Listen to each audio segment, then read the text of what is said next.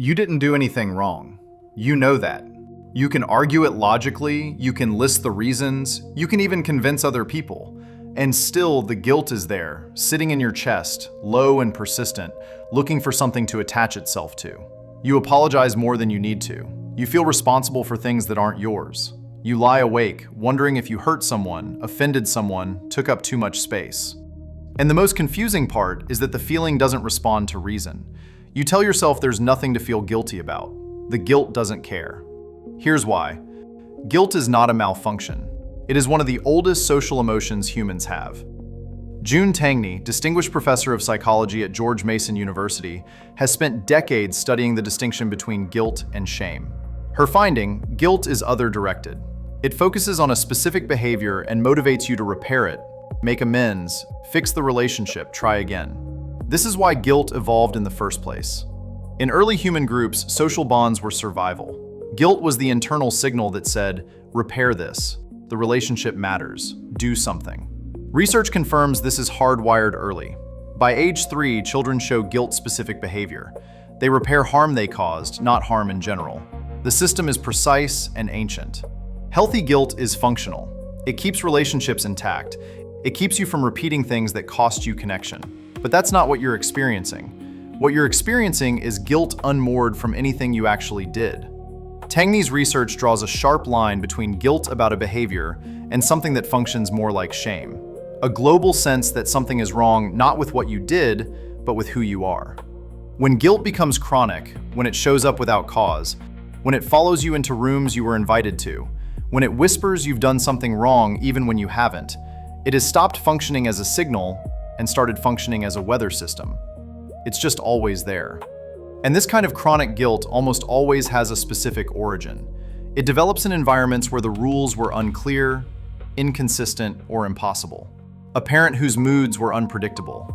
A household where conflict was never resolved. A dynamic where someone else's pain was somehow always your responsibility.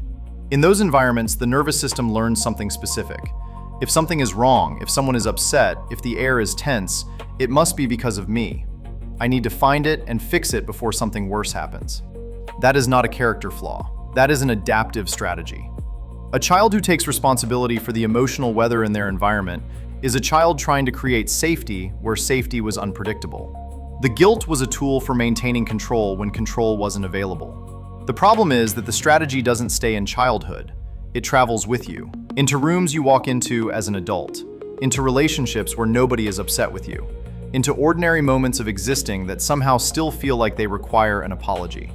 Your nervous system is still scanning, still looking for the thing you did wrong, still preparing the apology. Because for a long time, that was how you stayed safe. So what do you do with this? First, learn the difference between signal guilt and noise guilt. Signal guilt is specific. It points at something real and comes with a direction. Do something. Noise guilt is diffuse. It doesn't point at anything, it just hums. It arrives when you say no, when you take a day off, when you exist in a way that takes up space. When guilt shows up, ask, what specific thing am I responding to? If there's no clear answer, that's noise. Your nervous system running a pattern, not a message from your conscience. Second, the repair instinct doesn't always need to be acted on. Chronic guilt comes with a compulsion to apologize and fix, even when there's nothing to fix. Acting on that impulse reinforces the pattern.